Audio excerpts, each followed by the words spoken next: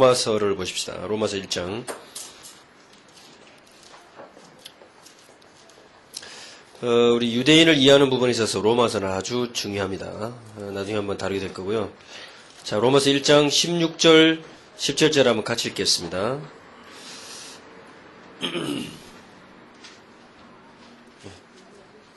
그렇습니다.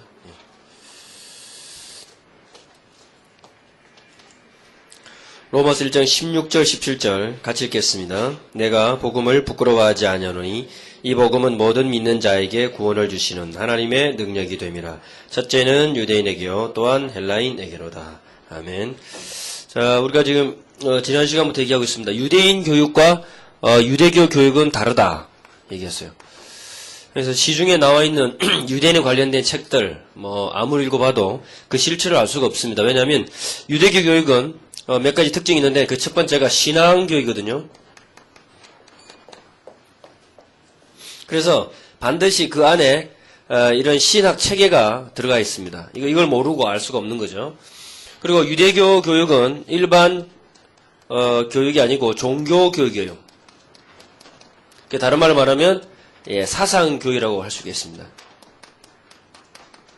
그래서 세계복음화 이제 우리 후대들에게 달려있다면은 우리 아이들을 올바른 지도자로 만들어내는 것은 이 성경 속의 이 교육, 성경 속에 바울이 그 제자들에게 가르쳐 주었던 또 그 바울 전도자 시대에 가정에서 일어났던 교육을 회복해야 되는 것입니다. 그래서 아시겠습니다만은 정말 중요한 것은 돈이 안 들거든요. 진짜 응답받는 길은 돈이 안 들어요. 근데 왜 기독교인 가정의 자녀들이 세상에 나가서 실패하느냐? 그것도 중직 목회자 자녀들이 그것은 100% 가정의 교육이 안 되기 때문에 그렇습니다. 그것은 한 사람 두 사람의 잘못이 아니고 가정 안에서 아이들과 같이 신앙을 나눌 수 있는 장이 없었기 때문에 그렇게 될 수밖에 없었던 거예요. 그래서 천하 없는 행사가 있어도 그것을 가정에서 할 수 없으면은 그건 헛된 것입니다. 근데 유대인들은 모든 것을 어디 중심에서 하죠? 가정에서 한단 말이에요. 그러니까 모든 절기 행사가 가정이 출발해요. 그래서 진짜 우리 아이들을 언약 안에 기르게 하는 것은 교회가 할 수 없는 일입니다. 잘 아시겠지만. 그리고 현장에서도 안 돼요. 어디서 해야 되죠? 가정에서만 해야 됩니다. 그것은 가정교육이에요. 말하자면 이제 성경의 바탕을 둔 교육인데 유대인들이 세계를 지배했었던 배경은 바로 여기에 있습니다.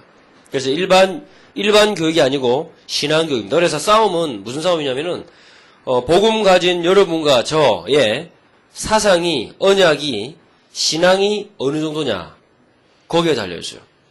그래서 왜 우리가 지금까지 이런 유대인들에 대해서 모르게 되었느냐, 그것은 다름 아닌 많은 역사적인 아픔이 있었다, 이제 그런 이야기를 해왔습니다. 그래서 유대인들을 이해한다는 것은 그 신학적인 배경을 알아야 돼요. 신학적인 거. 그럼 이것만 알아서 되는 것이 아니고 복음을 알아야 되는 것입니다.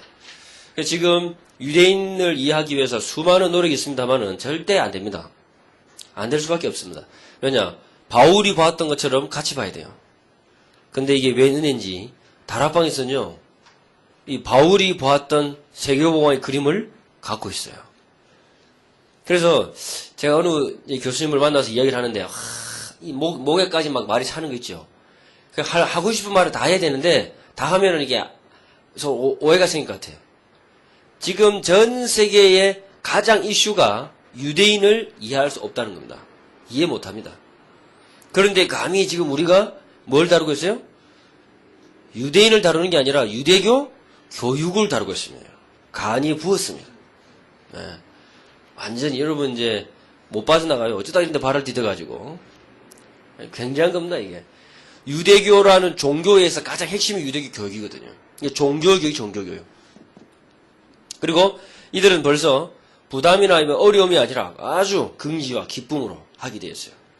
그러니까 이제 그 유대인 부모 딱 생각하면요, 제일 먼저 그림이 뭐가 떠오르냐면 아버지가 아이를 인자하게 무릎에 앉히고 이렇게 성경 읽어주는 거, 이게 이제 가장 트레이드 마크잖아요. 근데 우리나라가 그렇게 되려면 이제 한참 가야 돼요. 우리나라는 아버지 지쳐가지고 돌아와가지고 자식 새끼가 너네 보입니까? 옷 겨우 벗어 던지고 이제 자빠져 자기 바쁜데. 예? 여기서부터 이미 경쟁이 안 되는 거예요. 국가 경쟁이 안 되는 것입니다.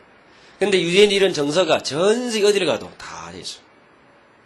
그래서 유대인들이 어느 정도냐면 만약에 유대인들이 한국에서 회당을 짓는다. 어떻게 짓겠어요?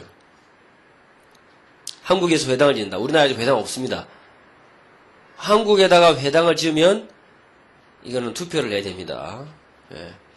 유대인들 자기들 나름대로의 건물 양식으로 지을 것이다. 한번 손 들어보세요. 아니면 한국식대로 지을 것이다. 아니면 아무렇게나 짓겠지. 사지선다 이수하기 때문에. 유대인들은요, 한국에서 유대인들이 회당을 지으면 100% 한옥으로 지어요. 근데 안에는 전혀 아닙니다. 그래서 스페인에 가면요, 이슬람 천주교 짬뽕된 건물 양식 안에 유대 회당이 있어요. 그래서 겉에 벽면은 그 이슬람 그 모자이크 있죠? 쫙 장식되어 있습니다. 근데 건물 외관 양식은 천주교 양식이에요. 안에는 회당이에요. 유대인들이 기독교로 개종 얼마든지 합니다. 그러나 안에는 변해요, 안 변해요? 안 변해요. 그게 뭐다? 이게 그들의 교육입니다. 그렇게 해서 기독교로 개종한 대표적인 가문이 록펠러 가문이에요. 유대인입니다. 철저하게. 그러니 도저히 이해가 안 되는 거죠. 어떻게 전 세계에 흩어져서 2000년을 나라에 있으면서도 언어, 문화, 사고방식, 이게 문화적인 것들을 잃어버리지 않을 수 있느냐. 그게 이제 복음 모르는 사람 눈에는 유대교 교육으로 보여요. 그러나 우리 눈에는 그렇게 보지 않습니다. 하나님의 아주 세계복음화에 중요한 계획이 있다. 그래서 유대인과 이방인이 하나로 손잡지 않는 이상 세계복음 오지 않습니다, 여러분. 우리가 지금 아이들에게 유대교 교육을 가르치자, 이거 아니에요. 우리가 여기서 뭐 다른들 탈무드를 연구하겠어요? 할 수 없어요. 우리는 여기서 다만 유대인을 볼 수 있는 뭘 기른다고요? 관점을 보는 거예요, 관점. 유대교를 볼 수 있는 관점을 배우는 겁니다. 이것만 해도 굉장합니다. 다락방안 이미 전략들 다 나와 있습니다. 그래서 이런 지도자가 나와야 누가 나온다고요? 우리 후배들이, 우리 자녀들이 피해의 역사를 되풀이하지 않는다. 여러분은 세계복음화에 중요한 역할을 감당하는 것입니다. 유대인을 복음화하자, 그 말이 아니에요. 유대인을 볼 수 있는 눈, 우리의 치우쳐져 있는 생각들, 잘못된 교회 역사, 그릇된 성경 해석, 이것만 돌이켜도 굉장한 겁니다. 우리의 진짜 전도자의 자세와 역할을 찾게 되는 거예요. 우리 자녀들을 그렇게 만들어놔야지 괴물됩니다. 괴물. 히틀러 나오지 말라는 법이 없어요. 그런 굉장한 아픔들이 있는 것입니다. 그래서 아무도 우리가 유대인들이 세계복음화의 대열에서 하나님의 축복의 대열에서 떨어져 나갔다라고 말해주지 않았는데 우리는 스스로 그렇게 알고 있습니다. 그게 왜 그렇다고요? 유대인을 이해하려면 이런 신학적인 부분을 이해를 해야 된다. 그래서 얘기했던 것이 지난 시간에 얘기했던 것이 뭐냐면 잘못된 사고방식이 이제 신학화되어 있습니다. 그래서 유대인들이 멸망당하게 된 배경 속에는요, 교회의 역할이 있고, 신학자들의 역할이 있고, 목회자들의 역할이 있어요. 그래서 지금 유럽에도 여러분 아시겠습니다만, 유럽이 뭐 복음 문 닫았다. 물론 맞습니다. 왜 닫았느냐? 왜 불이 꺼졌을까요? 우리하고 비교가 안 됩니다, 여러분. 우리 한국 교회사 몇 년 됩니까? 천주교 다 합쳐봐야 꼴랑 200년밖에 안 돼요. 유럽 1800년 됐어요. 아십니까? 미국 뭐 어쩌다 타락, 우리나라는 그보다 더 타락했어요. 면적이 넓어서 미국은 표시가 안 나고 우리나라는 면적 좁아하고 표시가 금방 나. 뭐 가정이 뭐 이혼율 말 못합니다. 자살률 말 못해요. 어느 나라에 비해서 타락률이 제일 높아요. 미국 만만해 보면 안 됩니다. 절대로. 지금도 수만 명 모인 교회가 꽉 찼어요. 미국 구석구석에. 왜 유럽에서 근데 복음의 문이 닫혔느냐? 이유는 한 가지입니다. 어째서 교회가 600만 유대인 학살할 때 침묵으로 동조했느냐? 거기에서 사람들의 마음이 교회를 떠나버렸어요. 얼마나 아픈 현실입니까? 그런데 네덜란드죠, 네덜란드. 우리나라가 이제 네덜란드 신약을 받았잖아요. 네덜란드에서는 그때 유대인 학살에 대해서 반대한 나라가 네덜란드밖에 없습니다. 유럽에서. 그리고 거기는 교회들 1년에 한 번씩 이스라엘을 위해서 헌금하는 날이 정해져 있어요. 그래서 이제 저희들이 이제 유럽에 캠프 갔을 때 네덜란드 쪽으로 우리 사역자들이 들어갔습니다. 그리고 거기서 어떤 이제 현지인을 만났는데 자기가 이제 유대인을 위해서 헌금하겠다고 헌금한 걸 갖고 왔더라고. 우리한테 헌금하겠다고. 그래가지고 한국에 묻습니다. 한국 교회는 유대인 이스라엘을 위해서 헌금할 날이 없느냐. 그런 이야기를 물어요. 그리고 유대인들을 많이 도와줬어요. 근데 제일 침묵으로 동조했던 나라가 독일교 아닙니까? 교회 다 떠났습니다, 사람들. 마음이 다 떠났어요. 그 지금 상처. 그래서 유럽 복음화는 유대인을 이해해야만 유럽 복음화 시작됩니다. 그들의 마음속에 엉거리진 거. 안 풀어지는 거예요. 그래서 이런 신학적인 잘못된 신학의 배경에 우리가 유대인들을 모르는 이유가 여기에 있습니다. 그리고 이것은 다른 말로 말하면 이스라엘이 성전이 무너지고 멸망당하면서 중심지가 이스라엘이 아니라 이제 이방 도시로 다 바뀌어졌어요. 대표적인 도시가 어디였습니까? 로마. 그렇죠? 예루살렘이 아니에요. 예루살렘은 없어져 버렸어요. 로마에 의해서 완전 다 없어져 버리고 이방인 지도자들이 나왔는데 이 이방인 지도자들이 성경을 알았느냐? 몰랐단 말이에요. 여기에서 이제 비극이 시작됩니다. 성경을 보고 해석을 해야 되는데 그걸 볼 수 있는 배경이 없어요. 히브리 마인드가 없어. 그래가지고 어디다를 가지고 성경 해석했냐면 자기들이 이방 도시에서 배웠던 이걸 가지고 성경을 풀기 시작했습니다. 이걸 가지고. 그러니까 이런 여기에 가장 대표적인 사상이 이거거든요. 플라톤의 이분법 아닙니까? 그죠? 저기 하늘은 거룩하고 이 땅은 더럽고 우리 영혼은 깨끗하고 육은 속되다. 이 사상이 딱 들어온 겁니다. 그래서 하나님의 나라가 저 천국 넘어 있어요. 지상은 아무것도 아니에요. 그러니까 우리도 모르게 우리 이 사상 속에 뭐가 들어가 있습니까? 다락방 그렇지 않은데 예전에 우리가 신앙생활 할 때 부흥회하며 맨날 부르던 찬송이 있습니다. 뭡니까? 뭐 저 하늘 보니 뭐 언제 주님 오실래는 어서 오시옵소서 뭐 이런 거. 이런 노래. 뭐하게 주님 재림 오실래 그날만 기다리는. 이렇게 딱 나눠버렸어요. 그래서 기독교인들이 현장에서 승리하기는 너무 힘든 거예요. 신앙이 깊어질수록 현장과 떨어져야 돼. 근데 복음은 그렇지 않습니다. 현장으로 계속 돌아가죠. 유대인들이 이렇게 살아요. 그러니까는 얼마만큼 오해했느냐. 한 번은 제가 이제 그 유대인 랍비가 이제 예수 믿고 목사가 됐어요. 그래서 이제 인터넷상에 강의하는 걸 제가 들었습니다. 한국에 왔었어요. 저기 오늘 교회 초대를 해가지고 지금도 거기는 유대인 이 선교 굉장히 많이 나죠. 핵심은 잘 몰라요. 근데 이제 이 목사님이 랍비가 하는 말이 뭐라냐면 한국에서 이해할 수 없는 게 있다. 왜 뭐냐니까 왜 요단강을 건너가면 죽는 거냐 이 얘기하는 거예요. 우리나라는 찬송가 있잖아. 요단강 건너가 만나리.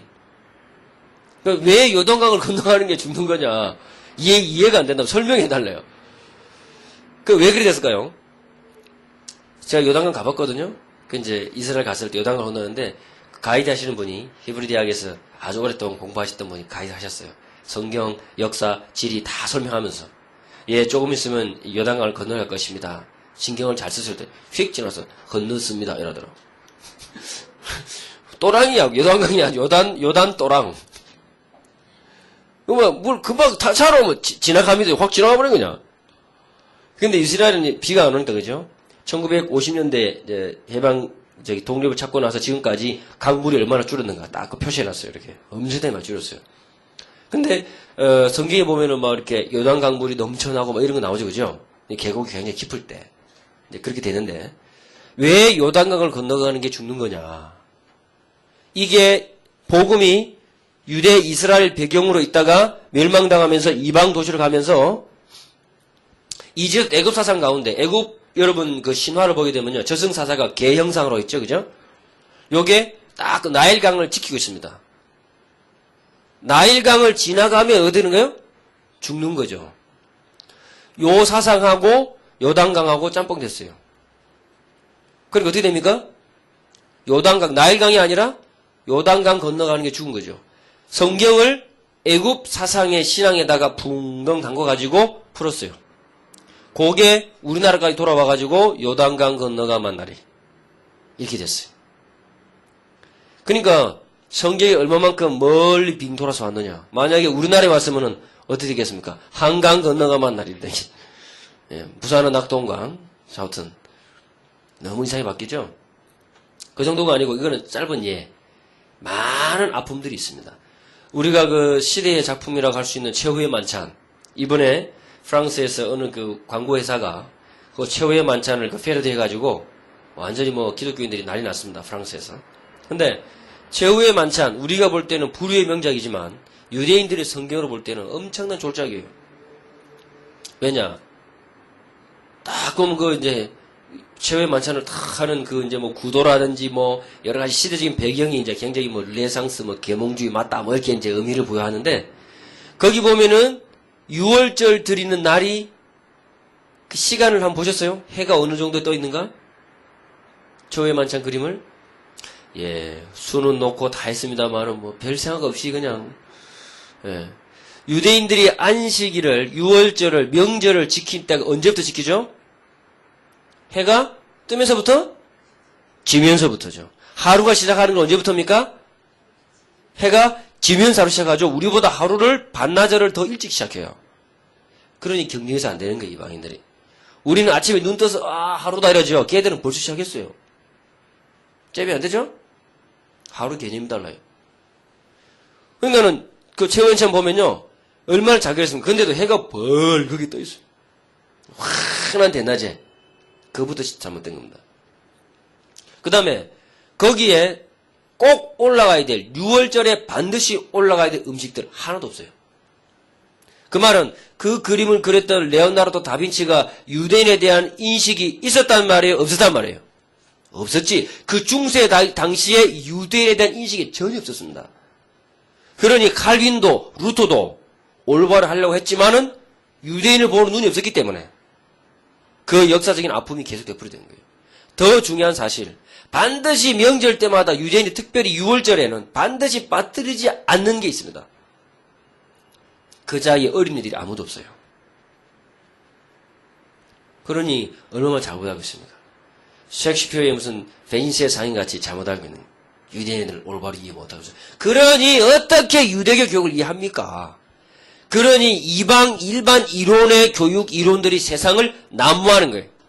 아이들이 잘못될 수밖에 없습니다. 가정이 해체될 수밖에 없어요. 유대인들은 3대가 같이 살아요. 돈 많아지면 4대가 같이 삽니다. 그러면서 변호사하면서 이방인 아들들 짝짝짝 쪼개지게 만들어요. 진짜 중요한 원리는 여기서 다 돼요. 가정에서. 그게 안 되는 이상은 헛겁니다. 아무리 대형 집회가 있어도 한 세대를 못 넘어가요. 가정에서 할 수 없어요. 교회의 절기 가정에서 해야 돼요. 우리는 곧 있으면 부활절 아니면 그죠? 주일 되면 부활절. 교회에서 계란 다 까먹고 집에 가면 껍데기만 가져. 부활절을 집에서 지킬 수가 없어. 집에서는 그냥 자야 돼 그냥. 너무 지쳐가지고 교회에서. 그게 차이점. 그 하나의 간단한 차이가 아이들을 지도자로 만드느냐 못 만드느냐. 신앙을 아이들의 가정에서 전달할 수 있느냐 없느냐. 거기에서 결정나는 거예요. 별거 아니죠? 별거 아니다니까. 그건 해봐봐. 되는지. 그게 그냥 되지 않습니다. 유대인들은 해마다 절기쯤 되면요. 랍비들이 불러요. 회당에서. 다 불러가고 올해의 포인트 뭐다. 부교재까지 다 나눠줘요. 다 교육시킵니다. 부모들 모아놓고. 그리고 그걸 그대로 해요. 모르는 척. 아이들은 학교에서 교육받고 회당에서 교육받고 집에 가면 모르는 척 탁 지내. 이제 이스라엘 문화원에 가서 그 이스라엘 대사 우리 사모님 오셔서 강의를 하는데요. 그분이 초등학교 교사로 20년을 근무하셨어요. 다 빳빳하게 서가지고 강의하시는데 얼마나 그러면서 그 6월절과 이런 명절 지키는 이야기를 하는데요. 얼마나 어릴 때 너무 재밌었다는 기억이 있죠. 거기 딱 들어가 있어요. 그 나이 그렇게 어되신 분이. 우리나라 어때요? 다락방 하자. 다 상패가지고 꿇어 앉아라. 지존무상 만극하신 하나님 아버지 이러면서 완전 진리부립니다. 예? 절대 그렇게 안 합니다. 그래서 유대인을 이해하기 위해서는 이런 역사적인 아픔이 있었다는 사실을 이해하면 됩니다. 그러니까 우리가 생각할 때는 그 당자 비유 이렇게 성경에서 누가복음 보면은 우리가 들을 때는요 참 둘째 아들 참 나쁘다. 그 다음에 다락방에서는 그래 복음을 해서 왔기 때문에 괜찮다. 한 번 더 나가라 이러잖아요. 근데 유대인들이 들을 때는 어느 대목에서 가장 열받았을까요? 유대인들이 예수님이 그 예화를 유대인들만 했잖아요. 그죠? 그럼 어느 대목에서 유대인들이 제일 열받았을까? 어디였을까요? 그 어디 가서 술 처먹고 논 거 그거 듣고 열받았을까요? 우리는 대부분 그 대목에서 그죠? 그런데 유대인들이 진짜 분노하던 대목은 어디냐? 아버지가 살아있을 때 아버지한테 뭘 달라 그래요? 재산 달라 그러죠? 그것은 아버지를 아버지로 인정하지 않는 거예요. 당신하고 끊잖아. 가장 불효막심한 일이 아버지 살아계실 때 재산 달라는 것입니다. 그러니까 아버지를 죽은 걸로 간주하겠단 말이죠. 유대인들이 그 대목 들을 때 뒤집어진 거예요. 저런 나쁜 놈. 근데 아버지는 어때요? 그 아들을 다시 어떻게 합니까? 받아주죠. 하나님의 엄청난 이 구원의 계획을 설명하는 거예요. 그러니 우리는 성경을 읽고 듣고 하면서 우리 마음대로 다 거의 해석합니다. 그 다음에 또 하나 이해되는 게 있습니다. 저도 물론 그렇게 하는데 신방 같은 데 가갖고는 이렇게 뭐 장례식 같은 데 가면요 모든 눈물을 눈에서 씻기 심히 나오잖아요. 계시록 그죠? 다시 고가하는 것이나 애통하는 것이 없을 것이다. 그게 결혼식 배경이에요. 근데 우리는 꼭 한번 장례식 갔었어 그거. 왜 그러죠? 유대인들에게 있어서 남자가 여자를 사랑한다고 말할 때 가장 표현할 수 있는 말이 내가 당신을 위해서 집을 준비하겠다. 그 말은 당신하고 결혼하자 말이 됩니다. 하나님께서 우리를 얼마만큼 사랑하십니까? 내가 너를 위하여 뭘 준비하겠다? 처소를 마련하겠다 했죠. 그 결혼식 배경입니다. 유대인 결혼식 배경. 이게 이방세계 돌아가가지고 완전 바뀌어진 거죠. 성경 자체가 바뀌어졌어요. 그 시작이 어디다? 역사적으로 볼 때 루터 칼빈 시대, 더 곳으로 올라가서 바울 시대, 더 곳으로 올라가서 예수님 당시, 더 곳으로 올라가서 어디까지요? 아브라함 때까지, 더 곳으로 올라가서 아담과 하와 때까지 가요. 복음을 맡은 자가 어떤 일을 감당해야 되느냐. 그 역할을 모르면 이 아픔은 계속 반복되는 거죠. 그래서 과감하게 잘라냈습니다. 유대인들이 선민이 아니라 지금 이방인들이 선민됐어요. 그래가지고 유대인을 잘라내버렸어요. 성경에서 완전히. 그리스도를 십자에 못 박아 죽인 원수로 알고 이 두 개가 올바르게 이해되지 않는 이상 진정한 샬롬은 온다 안 온다? 안 와요. 세계복음화 멀었습니다. 유대인을 진짜 이해하는 날, 우리 아이들이 그 유대인 가운데 유대교 교육의 가장 핵심을 이해하는 날, 그런 지도자가 나와는 날, 성경과 역사와 교회사와 이 세계복음의 중요한 핵심을 이해하는 그 지도자가 나오는 날부터가 제대로 시작입니다. 우리가 이제 그런 일에 여러분도 모르는 사이에 들어왔어요. 어떻게 하실랍니까? 네. 전혀 놀라지 않은 얼굴로. 자, 그래서 여기에 이거보다 더 기가 막힌 일이 있습니다. 이것은 싸우기로 하면서 잘라내긴 했죠. 근데 그 정도가 아니고요. 왜 우리가 유대인을 이해할 수 없게 되어버렸나? 두 번째 이유가 이겁니다. 뭐냐? 이중언약이라고 그래요. 이중언약. 이중언약이란 말은 유대인들은 율법을 지켜서 구원받고 이방인들은 믿음으로 구원받는다. 이렇게 나왔어요. 왜? 답이 안 나니까. 유대인에 대한 답이 안 나니까.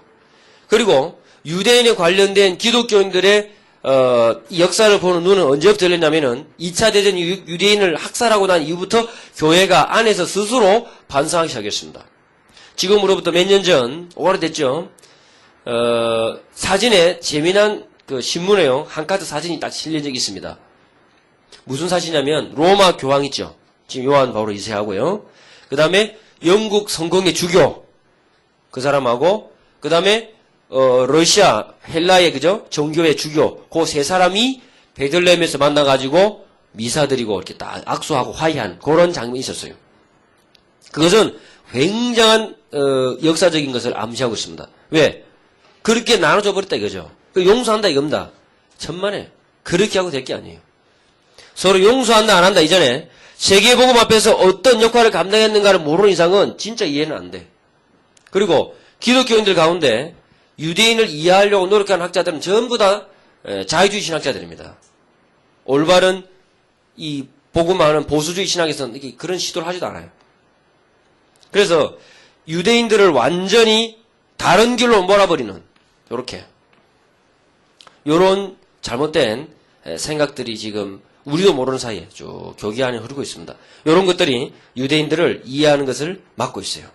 그것이 우리가 지금 교재에 나와 있습니다. 이것이 이제 어디서 되냐면, 자, 이것이 대체 신학이 어디서 나왔냐면은 우리가 얘기했듯이 잘못된 성경 해석에서 나왔거든요. 잘못된 성경 해석에서. 그 어떻게 봤냐니까, 유대인들이 받아야 될 축복은 누구 걸로요? 이방인 것으로 하고요. 유대인들이 받아야 될 저주는 유대인 걸로 보는 요런 잘못된 성경 해석이 있었습니다. 그래서 뭘 놓쳤느냐? 놓쳤죠.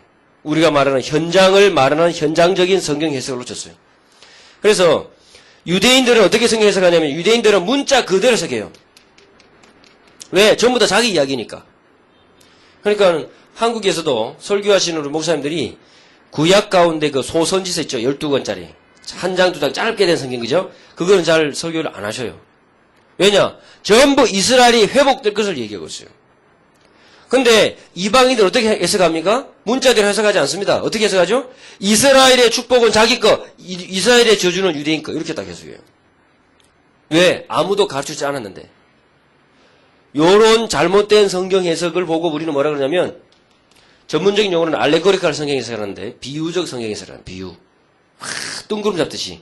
여기에 누가 제일 큰 역할을 했냐면 천주교가 이 일을 가장 선두에 나서서 했어요. 그래서 종교개혁 이후로 기독교가 복음을 많이 회복했습니다만은 아직도 많이 남아있습니다. 굉장히 남아있습니다. 이런 요소들이 성경 안에요. 꽉 들어가 있어요. 우리도 모르는 사이 들어와 있습니다. 그래서 우리는 이걸 말하지 않습니다. 이것도 말하지 않고 이것도 말하지 않습니다. 영원 불변한 말씀. 유대인도 이방인도 반드시 알아야 될 복음.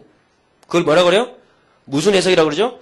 현장을 둔 영원한 말씀. 이걸 얘기해요. 그렇기 때문에 어디를 가나 이 말씀이 딱 먹히게 되어 있습니다. 우리가 지난번에 잠깐 성경을 찾아봤습니다만은 성경 안에는 이스라엘이 회복될 것을 말하는 말씀들 엄청나게 많습니다. 이제 올바르게 회복될 겁니다. 이제 복음가의 사람 통해서 올바르게 회복이 될 것이고 이중 언약이다. 이 두 가지 길이 두 개다 이 말이에요. 두 가지. 이중 언약이다 이런 이야기를 합니다. 그래서 이거는 우리는 잘 몰라도 지금 조금 이렇게 레벨이 있는 사람들 있죠, 그죠? 교계의 뭐 신학자들 이런 사람들에는 굉장히 중요한 거예요. 유대인을 이해하는 데 있어서 결정적인 벽이 이 두 가지다. 두 가지. 그러면 뭐 어떻게 이해되느냐? 시중에는 답이 없습니다. 근데 다락방에는 답이 있어요. 여러분은 알고 계십니다. 어떻게 봐야 돼요? 유대인과 이방인, 원수지간, 원수가 됐어. 어떻게 하나가 되겠습니까? 우리 아이들이 세계의 주 무대에 나가면 반드시 유대인을 만날 건데 어떻게 해야 될까요? 이 벽이 합쳐지겠어요? 이거보다 더 나쁜 놈이 요놈이야. 왜? 이건 아예 화해 자체를 유대인들을 아예 딱 끊어내버린 거예요. 그건 니는 니대로 가고 우리는 우리대로 가. 바울이 그렇게 돌맞아가면서 유대인과 이방인 하나로 만들려고 했는데 지금에 와가지고는요 그 정도가 아니에요. 두 개의 구원의 길을 두 개를 줄 때 이 정도 나온 거예요. 완전 현장 놓친 신학자들. 하여튼 신학자들이 사람 배려요. 예? 이 현장 모르면 성경 다르게 보죠? 성경을 다르게 보니 다 틀리게 되는 거예요. 완전히 다. 이걸 같아지게 하는 방법이 뭐라고요? 그게 바로 바울이 보았던 관점입니다. 바울. 그래서 요한복음, 갈라디아, 에베소서 이런 성경들을 보면서 바울이 어떻게 이것을 하나로 봤느냐. 유대인과 이방인 하나로 봤느냐. 그러면 유대교 교육의 핵심은 뭐였느냐? 이방인은 무엇을 놓쳤느냐? 복음 깨달은 이방인은 무슨 일을 해야 되느냐? 그 자녀들에게 뭘 전달해야 되느냐? 이게 나오는 거예요. 역사의 아픔이 끊어지는 순간입니다. 진짜. 그래서 천국에 가면요, 제가 반드시 물어보고 싶은 게 몇 가지 있어요. 이제 루터는 저를 별로 안 좋아할 겁니다. 왜? 가는 데마다 루터 욕하거든. 루터 당신 생일날 히틀러가 유대인 학살했단다 이러면서 계속 얘기하거든요. 근데 그런 엄청난 아픔이 교회 안에서 언제 또 시작될지 몰라요. 왜? 유대인을 제대로 이해하지 못하면. 루터가 그러리라고 생각했겠어요? 근데 그렇게 돼버렸습니다. 역사가. 얼마나 가슴 아픕니까? 바울은 어떻게 봤느냐? 이 바울의 관점이 우리 다락방의 관점. 정말 전도자의 자세. 유대인을 이해한, 이방인을 이해한, 하나님의 마음을 이해한. 이게 이제 나오는 겁니다. 그래서 이중 언약 신학이란 말은 어디서부터 시작되냐면 그 히브리인 유대인 기독교 철학자, 맞아 유대인 가운데 기독교로 개종한 사람이 한 명 있는데 이 사람이 자기 친구 노는 거기 가서 보니까 그때가 마치 유대인들의 그 회개날, 말 욤 키푸르라는 날이 있었거든요. 대속죄일 지금도 있습니다. 이제 명절 전에 있습니다. 새해가 되면은 6월절과 함께 이 날이 있어요. 여기 가서 보고는요 너무 감동받아 본 거예요. 왜냐? 와, 유대인들은 이렇게라도 이렇게 해서 살고 있구나. 굳이 이렇게 싸워가면서 죽여가면서 이렇게 유대인들을 성교시키려고 전도할 이유가 뭐냐? 유대인은 이거 하나만 하면 되지. 말씀대로 잘 이렇게 머무시는데 이 사람들에게 뭐가 또 우리가 원수 줬다고 이렇게 하겠느냐?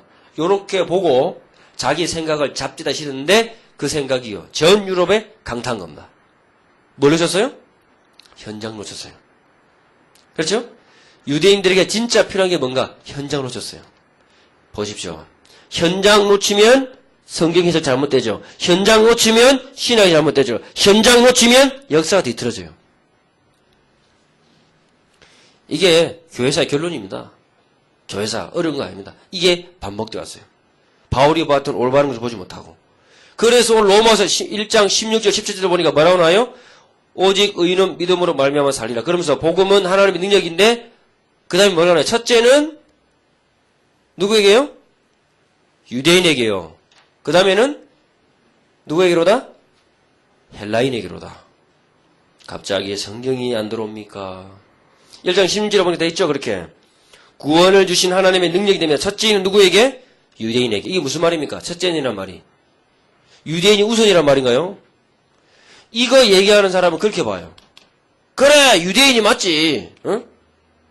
첫째는 유대인에게요. 둘째는 또한 헬라인에게로다.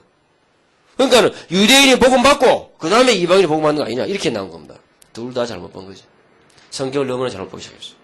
이것이 바로 현장 놓친 복음 모르는 신학자들에 의해서 나온 것입니다. 이런 것들이 지금까지 쭉 이야기가 되어오고 있습니다. 그래서 이런 역사적인 이유 때문에 그리고 신학적인 이유 때문에 더 중요한 거 성경을 잘못 본 현장을 놓친 유대인에게도 필요하고 이방인에게도 필요한 현장에 필요한 복음 놓친 잘못된 성경 해석이 신학과 교회사를 잘못 이끌어왔다. 그렇게 해서 유대인과 이방인은 완전 동떨어진 전혀 이해할 수 없는 세계복음화 지연되는 그러면서도 한국 사람들은요 유대인 이름은요 굉장히 좋아합니다 또. 근데 성경 딱 펴면 유대인들을 죽일 놈이야. 바리새인 이름 막 사단하고 친구처럼 이렇게 막 치를 떨면서 막 이렇게 율법 이름은 완전히 무슨 복음하고는 완전 천하의 원수가 된 것처럼 이런 이중적인 잣대를 다 갖고 있어요. 올바른 이해가 없이. 그러는 동안에 세계복음화는 제자리를 맴돌고 있다는 거. 이것이 큰 아픔이 있습니다. 그래서 바울은 이것을 어떻게 보았느냐. 바울은 다메섹을 넘어가다가 이 세 가지가 완전히 올바르게 됐어요. 완전히. 그러면 유대인은 그러면은 뭘 놓쳤느냐. 유대인 놓친 거 세 가지가 있습니다. 여기까지는 우리가 놓친 거, 이방이 놓친 거. 그러면 유대인이 놓친 건 뭐냐? 유대인은 세 가지 놓쳤거든요. 그거는 다음 시간부터 이렇게 하겠습니다. 유대인이 놓쳤던 것 세 가지. 바울이 보았던 것 세 가지. 유대인이 놓쳤던 것을 바울은 보았어요. 그때부터 바울은 세금을 달리했습니다. 뭐로요? 유대인의 사도가 아니라 누구의 사도로? 이방인의 사도로. 굉장한 거거든요. 자, 이 이야기는 우리가 다음 시간부터 좀 시간을 두고 같이 이야기를 했으면 좋겠습니다. 기도하십시다. 하나님 은혜를 감사합니다. 이번 학기 동안 우리에게 눈을 열어주셔서 성경과 역사와 교회사를 올바른 눈으로 볼 수 있도록 불신자들에게 자유주의 신학자들에게 빼앗겨버린 참된 축복, 복음받은 자의 이방인의 우리의 역할을 올바르게 회복할 수 있는 귀한 시간 되기를 원합니다. 그리하여서 우리 눈이 열려져서 우리의 가정이 회복이 되게 하시고 우리의 아이들이 가정으로 돌아오게 하시고 우리가 섬기는 교회에 하나님의 나라가 임하는 귀한 축복이 있게 해 주옵소서. 감사를 드리며 예수님 이름으로 기도합나이다. 아멘.